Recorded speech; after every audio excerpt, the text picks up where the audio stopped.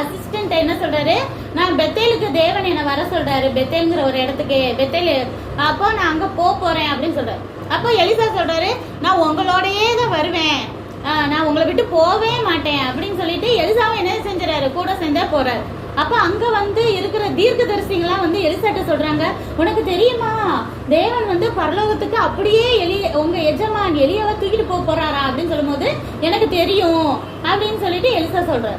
அதுக்கடுத்து எலியா சொல்றாரு, என்னைய இது எரிகோங்கிற ஒரு இடத்துக்கு என்னைய தேவன் வர சொல்றாரு அப்படின்னு சொன்னே எலிசா அப்பயும் என்ன சொல்றாரு, நான் உங்க கூட தான் வருவேன் அப்படின்னு சொல்லிட்டு அங்கேயும் கூடயே சேர்ந்து போறாரு.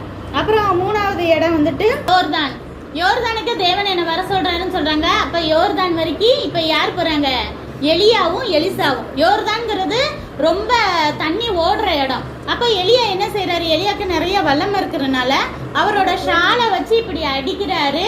உடனே தண்ணி என்ன செய்யுது, ரெண்டா பிரியுது.